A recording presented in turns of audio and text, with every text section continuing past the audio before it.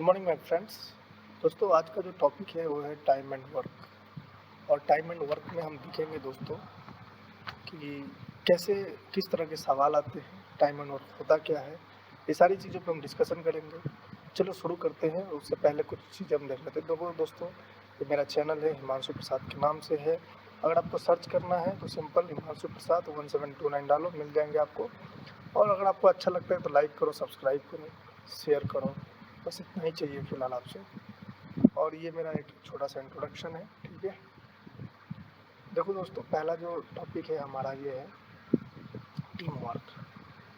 So time and work, ठीक है। इसमें दो चीज़ें हैं, एक वर्क और एक होता है टाइम। देखो फ्रेंड्स, क्या होता है कि वर्क डन क्या होता है, देखो it takes time to complete a certain amount of work, ठीक है। वर्क डन क्या है, आई मीन कोई भी काम है, तो कोई काम है तो उसको करने में टाइम लगेंगे। तो ये जो चीज़ें वही लिखा हुआ है। और उसमें क्या है कि the number of units of work done per unit time is called rate of work, जिसको हम ROW बोल सकते हैं, rate of work. So this is number of work per unit time, मतलब यूनिट टाइम में जो भी काम होता है that is called as rate of work. तो ये आपको ध्यान रखना है दोस्तों। यूनिट टाइम में एक यूनिट टाइम में आपने कितना काम किया that is called rate of work, ध्यान रखना। टाइम टेकन क्या होता है कि भाई काम करने में, यानी काम करने में जो समय लगता है that is called time taken. उसको यहाँ पे बताया है कि rate of work and time are inversely proportional to each other. समझ गए?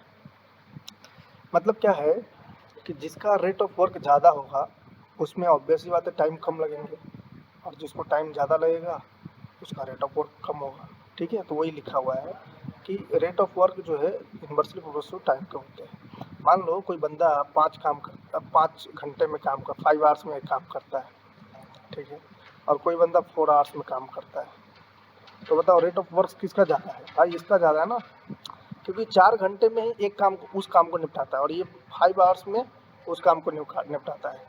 तो रेट ऑफ वर्क जो है 4 आवर्स का ज़्यादा है, रेट ऑफ वर्क 5 आवर्स का। रेट ऑफ वर्क क्या होता है कि एक यूनिट टाइम में, मतलब 1 घंटे में, मान लो 1 घंटे में आपने कितना काम कर लिया। तो कोई बंदा अगर 4 घंटे में काम को निपटा रहा है और कोई बंदा 5 घंटे में निपटा रहा है, तो बताओ रेट किसका ज़्यादा है? 4 घंटे में निपटाने वाला ज़्यादा काम किया होगा 1 घंटे में, तभी तो ये जल्दी निपटा दिया ना। तो रेट जो है 4 आवर्स वाले का ज़्यादा है। आपको समझना पड़ेगा यार, बिना समझे हुए नहीं आपको देखो डाउट होता है आप सिंपल कमेंट बॉक्स में डालो। बट मैं यहाँ पे पूरी कोशिश कर रहा हूँ कि आपको एक भी चीज़ डाउट रह ना जाए, पूरी क्लियर करने की कोशिश कर रहा हूँ। देखो दोस्तों, यहाँ पे टाइम टेकन मैंने आपको बताया कि एक काम को करने में जो समय लगता है, कोई काम है उसको करने में जो समय लगता है that is called time taken. और आपको बताया कि जो टाइम टेकन होता है और रेट ऑफ वर्क जो है वो क्या होते हैं, एक दूसरे की इनवर्सली प्रोपोर्शनल। जिसको ज़्यादा समय लगेगा उसका रेट ऑफ वर्क कम होगा, ठीक है। बट जिसका टाइम कम लगेगा, इसका मतलब उसने 1 घंटे में ज़्यादा काम कर लिया। तो मान लो किसी को टाइम कम लगा तो उसका रेट ऑफ वर्क ज़्यादा होगा, वो हाई स्पीड से काम कर रहा है। वर्क डन मैंने आपको बताया था कि वर्क डन क्या होता है। अब देखो वर्क डन अगर निकालना हो आपको, वर्क डन, तो मैंने आपको बताया rate of work. Rate of work क्या होता है? रेट ऑफ वर्क होता है वर्क पर यूनिट टाइम। 1 घंटे में कितना काम किया, उस रेट को अगर आप टाइम से मल्टीप्लाई करोगे ना तो आपको टाइम कितना काम किया वो आ जाएगा। देखो ना, टाइम से टाइम कैंसिल हो जाएगा और वर्क आएगा सिर्फ। तो rate of work into time that is called work done, ठीक है, ये ध्यान रखना। अब होता है निगेटिव वर्क। ये क्या होता है? तो देखो निगेटिव वर्क, इसको एग्जांपल से समझ लो। मैंने एक एग्जांपल ले लिया कि मान लो ए और बी है जिसको एक काम असाइन किया गया, और वो काम क्या है कि टेबल को बिल्ड करना है, ठीक है। एक टेबल है जिसको बनाना है, और सी को असाइन किया गया है कि भाई आपको टेबल को डैमेज करना है, टू डैमेज द टेबल। मतलब ए और बी बनाएगा और सी उसको डैमेज करेगा। तो भाई बताओ ए और बी मान लो आगे बढ़ा, let's say A plus B जो है वो टेबल को बनाया और आगे बढ़ा। अब टेबल बनाएगा तो काम आगे बढ़ेगा ना, तो काम आगे बढ़ा, लेकिन सी क्या करेगा, उसको गिरा देगा। सी गिरा दिया, फिर क्या करेगा ए और बी, फिर आगे बढ़ेगा, फिर सी इसको गिराएगा, फिर आगे बढ़ेगा, फिर सी गिराएगा, फिर आगे बढ़ेगा। तो देखो ना, सी का काम क्या है? सी का काम है काम को गिराना। तो इसका मतलब क्या है कि सी जो है निगेटिव वर्क है, सी का जो काम है निगेटिव है। तो वही बोलते हैं कि C is termed as negative work. As C is effectively lowering the amount of work done by A and B. समझ गया? आई थिंक समझ में आया होगा। अब देखो एक वर्क इक्विवेलेंस इक्वेशन आता है जिसमें हम लोग यहाँ पे लिखते हैं, देखो पहला तो आपको पता है कि वर्क डन हमने बताया कि rate of work into time, ठीक है। उसके बाद आता है एम डी टी, मतलब M D T this is equals to constant होना चाहिए। मान लो एक सिचुएशन दिया है जिसमें बोलता है, इसको बोलते हैं मैन डेज टाइम, ठीक है, नंबर ऑफ आवर्स बोलो।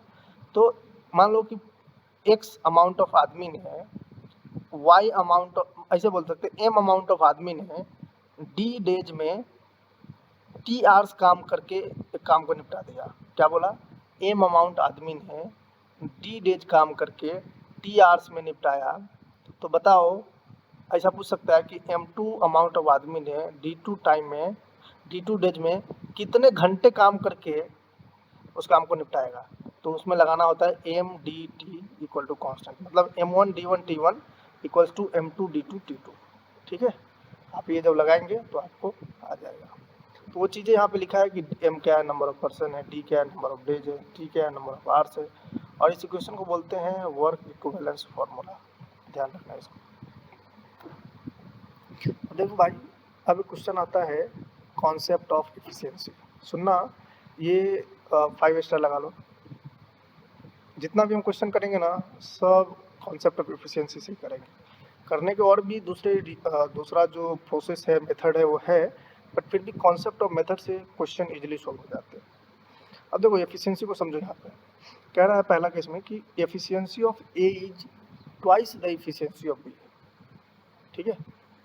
क्या कह रहा है कि मान लो ए और बी है, एक काम को कर रहा है। अब ए की जो एफिशिएंसी है ना, वो बी के एफिशिएंसी से डबल है। बोल रहा है ना कि ए की एफिशिएंसी हम यहाँ पे लिख देते हैं, जो ए की एफिशिएंसी है twice the efficiency of B. भाई इसका मतलब आपको समझना पड़ेगा, ए की एफिशिएंसी बी की एफिशिएंसी से डबल है। इसका मतलब क्या हुआ कि अगर ए एक काम को किया और बी भी सेम काम को किया, तो कंप्लीट करने में कौन ज़्यादा टाइम लेगा? तो भाई जिसकी एफिशिएंसी कम होगी उसका टाइम ज़्यादा होगा। आप बात को समझ रहे हैं? जिसकी एफिशिएंसी कम होगी उसको ज़्यादा टाइम लगेगा, सिंपल है। तो यहाँ पर देखो, तो अगर मान लो मैं यहाँ पे बोल दूँ कि बताओ टी ए और टी बी में किसको ज़्यादा, कौन ज़्यादा बड़ा होगा? तो भाई सिंपल है, ये बड़ा होगा, क्योंकि टी ए तो कम, अगर ए की एफिशिएंसी ज़्यादा है तो वो तो कम टाइम में निपटा देगा ना उस काम को। तो इसीलिए जो टाइम होगा बी का ज़्यादा होगा। यहाँ पे देख लो, कह रहा है कि A takes 1/2 of the time taken by C to do the same amount of work. सही बोला ना कि ए जो है ना, ए कितना लेता है 1/2 of time taken by B, मतलब बी जितना टाइम लेगा ना उसका आधा लेगा ए। मतलब क्या हुआ कि एफिशिएंसी जो है, यहाँ पे हम बोल सकते हैं क्या कि जो एफिशिएंसी है इनवर्सली प्रोपोर्शनल टाइम है। देखो ए की एफिशिएंसी बी से डबल था, तो ऑब्वियस बात है टाइम कम लेगा। कितना टाइम कम लेगा? तो जितना दोगुना अगर होगा तो 1/2 टाइम कम लेगा, अगर तिगुना होता तो 1/3 टाइम कम लेता। क्यों? क्योंकि एफिशिएंसी इनवर्सली प्रोपोर्शनल टाइम होता है। और भाई इसमें रखने वाली चीज़ ही नहीं है। किसी का भी एफिशिएंसी अगर ज़्यादा है तो उसका टाइम कम ही लगने वाला है, और जितना प्रोपोर्शनल में एफिशिएंसी होगा उसी प्रोपोर्शनल में टाइम कम होगा। मतलब अगर ए की एफिशिएंसी डबल है तो उसका टाइम भी, मान लो ए की एफिशिएंसी बी से डबल है तो उसका टाइम भी हाफ लगेगा बी से। समझ रहे हो ना? अब देखो यहाँ पे एक चीज़ और ध्यान रखना है कि यार जो ये एफिशिएंसी है ना, ये एफिशिएंसी नथिंग बट, आपने पढ़ा है ना, रेट ऑफ वर्क। तो रेट ऑफ वर्क की efficiency is nothing but rate of work, ठीक है, इसको ध्यान रखना। तो आप यहाँ पे ये जो लिखे हो इसको डायरेक्टली टू ROW में लिख सकते हो, रेट ऑफ वर्क,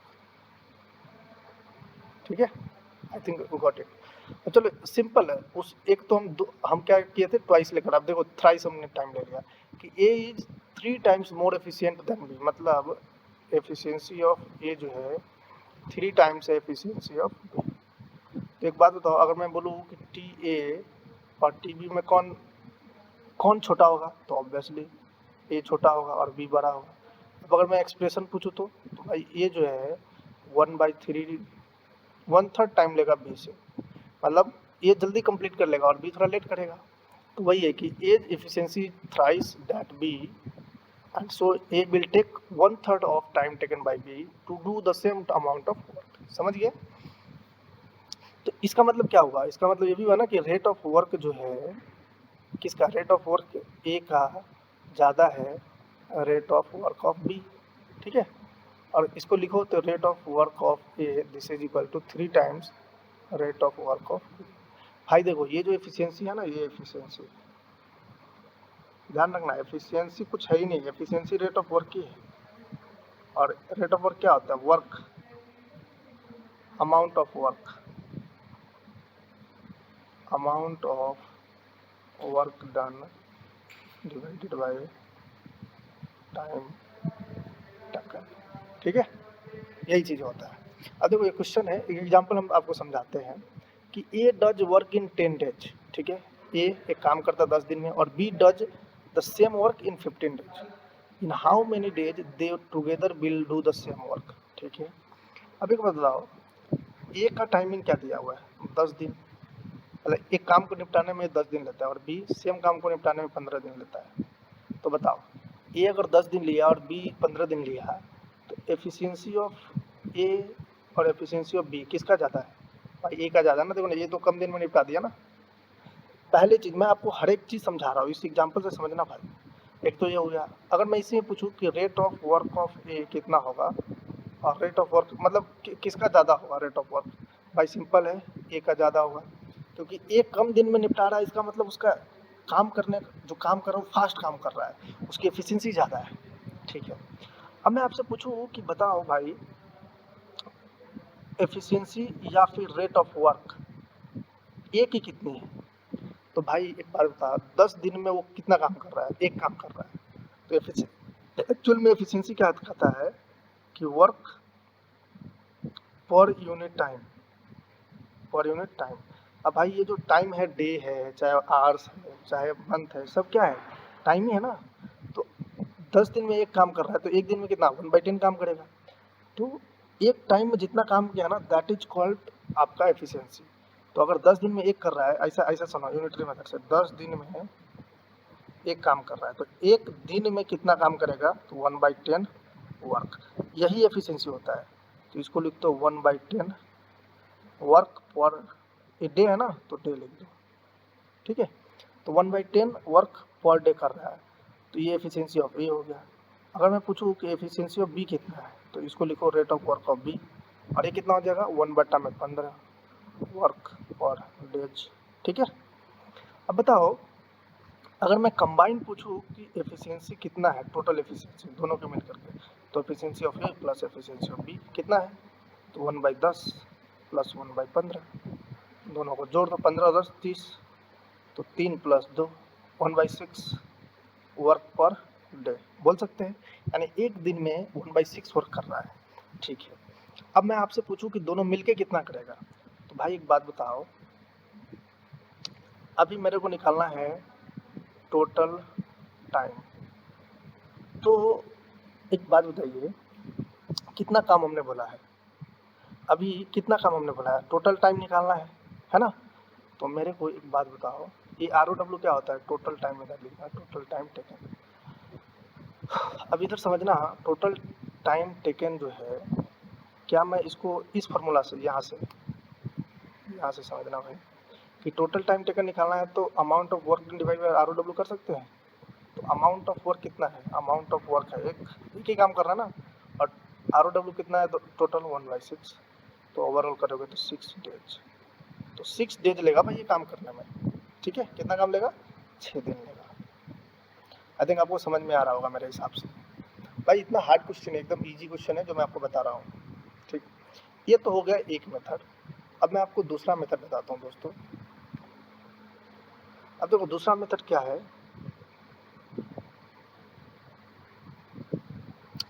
चलो हम एक काम करते हैं, दूसरे मेथड के ऊपर बढ़ते हैं। ये समझ में आया?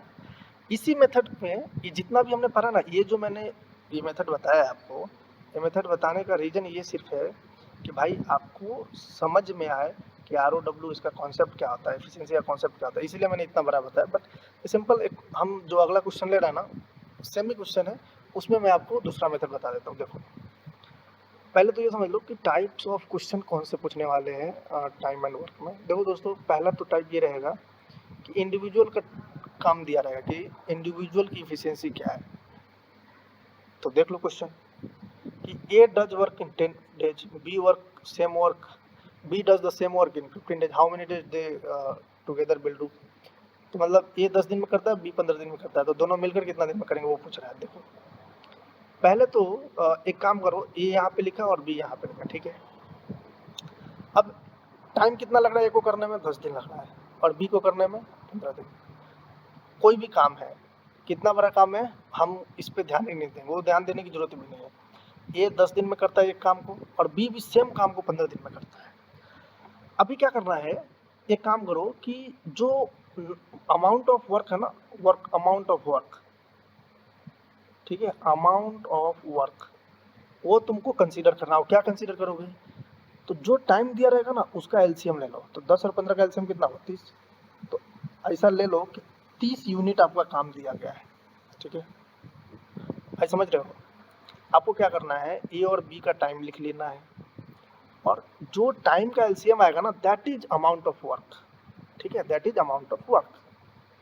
तो ये टोटल काम है, जो मतलब ये हो गया अब कि ए 30 यूनिट को 10 दिन में कर रहा है और बी 30 यूनिट को 15 दिन में कर रहा है, ठीक है, ऐसा मतलब हो गया। एक सिंपल है यार, ये ना कॉन्सेप्चुअल नहीं है, मतलब कॉन्सेप्चुअल है यार, ये समझने वाली चीज़ है, याद करने वाली चीज़ ही नहीं है। अब देखो, अब मैं पूछूं कि भाई ए की एफिशिएंसी कितनी है। एफिशिएंसी होता क्या है, रेट ऑफ वर्क, मतलब एक टाइम में, एक डे में, एक घंटे में कितना काम किया।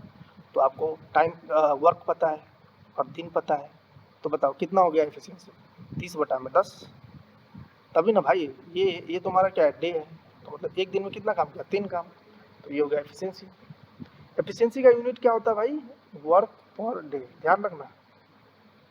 और 15 बी कितना एफिशिएंसी होगा, तो देखो ना सिंपल सी बात है ना कि ए की एफिशिएंसी ज़्यादा भी होगी ना भाई, कम दिन में काम कर रहा है, बी 15 दिन में कर रहा है, ए 10 दिन में कर रहा है, तो ऑब्वियस सी बात है ए की एफिशिएंसी ज़्यादा हो, तो वही आ गया है। सब चीज़ों का प्रूफ होता जाएगा यहाँ पे। अब बताओ, अगर मैं पूछूँ कि भाई efficiency of A plus B कितना होगा, तो 3 + 2 होगा 5। तो मतलब ये समझ रहा है, इसका मतलब समझो, ये एफिशिएंसी का मतलब कि A and be together work, together do 5 works in 1 day. Efficiency का ये मतलब है, ए प्लस बी को हमने जब लिखा है तो 3 + 2 का मतलब क्या हुआ कि ए और बी दोनों जब साथ मिलकर कर रहा है ना तो एक दिन में 5 वर्क निपटा देता है, ठीक है। तो बताओ ए और बी, ये टोटल काम कितना है, 30 काम, तो दोनों मिलके कितना काम करेंगे। तो भाई अगर मैं आपसे पूछूं कि time taken by A plus B क्या होगा, time taken by A plus B, तो सिंपल है ना, टोटल काम कितना है 30, और एक दिन में कितना काम कर रहा है वो 5। एक दिन में 5 कर रहा है, ये तुम्हारा यूनिट हो गया, ये तुम्हारा वर्क है, और ये क्या है, वर्क पर डे। तो भाई सिंपल है ना, टोटल काम में एक दिन में जितना काम किया उसे डिवाइड करोगे तो कितना आ जाएगा, 6। तो 6 डेज तो ये काम करेगा, 6 डेज काम करेगा, खत्म कर देगा 30 यूनिट काम को, तो टोटल काम में। मतलब ये समझ में आया कि नहीं, एकदम कितना सिंपल है भाई, एकदम सिंपल क्वेश्चन है। अगर इसमें आपको डाउट लगता है तो मेरे से पूछो, नहीं तो हम आगे बढ़ते हैं। देखो दूसरा का है कि दूसरा केस ये आता है, पहले तो पहला केस में इंडिविजुअल था, दूसरा केस ये है कि आपको ना इसमें ग्रुप की एफिशिएंसी दी रहेगी, मतलब इंडिविजुअल की एफिशिएंसी, ए की एफिशिएंसी नहीं दी रहेगी, दे रहेगी ए और बी की, बी और सी की, सी और डी की, इस तरह का। तो चलो इस एग्जांपल को देखते हैं। जैसे इसमें क्या बोल रहा है कि A and B can do a work in 3 days, ठीक है। तो देखो ए और बी जो है, यहाँ पे टाइम है तो 3 डेज में कर रहा है। B and C can do this work in 4 days, तो बी एंड सी 4 डेज में कर रहा है, देखो भाई। And A and C can do it in 6 days, तो ए एंड सी 6 डेज में कर रहा है। In how many days will A B and C finish it if they work together, ठीक है। मतलब ये बोल रहा है कितने दिनों में तीनों एक साथ मिलकर काम कर जाएगा। तो आपको बताना है कि time taken by A plus B plus C will be what. भाई बहुत सिंपल क्वेश्चन है। देखो हमने आपको क्या बताया कि टाइम आया, अब टोटल वर्क निकालो, टोटल वर्क। तो मैंने आपको क्या बताया था कि 3 4 6 ये जो टाइम दिया है इसका ले लो आप एलसीएम। तो एलसीएम ले लिया, 3 4 6 का क्या होगा 12। अब एफिशिएंसी निकालो, तो ए प्लस बी की एफिशिएंसी कितना होगी भाई, ए प्लस बी की एफिशिएंसी कितना होगी 4 होगी। देखो ना टोटल काम 12 है और 3 दिन में कर दिया तो नहीं 4 होगा। एफिशिएंसी मतलब रेट ऑफ वर्क, तो 4 वर्क पर डे करेगा, मतलब एक दिन में 4 काम करेगा। बी और सी एक दिन में 3 काम करेगा, और सी और ये 6 दूना 12, तो वर्क पर डे करेगा। ठीक है, अब बताओ अगर मैं आपसे पूछूं कि बताओ भाई efficiency of A plus B plus C कितना होगा, तो तीनों की एफिशिएंसी जोड़ दो, 4 प्लस 3 प्लस 2। लेकिन भाई ध्यान रखना जब आप इसको जोड़ोगे तो देखो ए की एफिशिएंसी मतलब ई ए प्लस ई ए, तो जब इस तीनों को जोड़ोगे ना तो ए प्लस बी जुड़ेगा, फिर बी प्लस सी जुड़ेगा, फिर सी प्लस ए। इसमें ना हर एक टर्म 2 2 बार आ रहा है, तो आपको क्या करना पड़ेगा, 2 से डिवाइड करना पड़ेगा। तो 4 3 7 अब 9, तो 9/2। तो ये हो गया 9/2 वर्क, 9/2 तो वर्क पर डे, यानी एक दिन में तीनों मिलेगा ना तो एक दिन में सारे 4 काम कर देगा। ठीक है, अब हमको निकालना क्या है, टोटल टाइम। तो भाई एक दिन में सारे 9 काम कर रहा है, तो 12 काम को करने में कितना टाइम लगेगा, तो total T A plus B plus C कितना होगा बताओ, टोटल टाइम कितना 12 डिवाइडेड बाई 9/2 कर दो, तो 12 गुने 2 बटा 9, 3 चौका 12, 3 तिया 9, 4 दूना 8 में 3। तो इतना डे लेगा वो टोटल काम को कंप्लीट करने में। ठीक है, आपको अगर नहीं समझ में आया तो बताइए। ठीक है, तीनों अगर मिलेगा ना भाई तो इतना काम करेगा। कोई दिक्कत है तो बताइए, नहीं तो आगे बढ़ते हैं दोस्त। ठीक है, चलो आगे। अब देखो कुछ ट्रिक्स है जो चीज़ें हम आपको बता रहे हैं, कॉन्सेप्ट बोल सकते हैं, इसमें भी कॉन्सेप्ट है, कुछ ट्रिक नहीं है ऐसा, सिर्फ टिप्स है कि अगर इस तरह का आएगा तो आपको समझना क्या है। तो टिप्स क्या है देखो भाई, पहला तो है वर्क एंड वेजेज कॉन्सेप्ट। ये क्या होता है दोस्तों, ये जो है हम इस पे कल डिस्कस करेंगे। फिलहाल नेक्स्ट वीडियो में लाते हैं क्योंकि वीडियो बड़ा हो जाएगा, इसलिए आपको यहीं पे छोड़ते हैं। Thank you so much.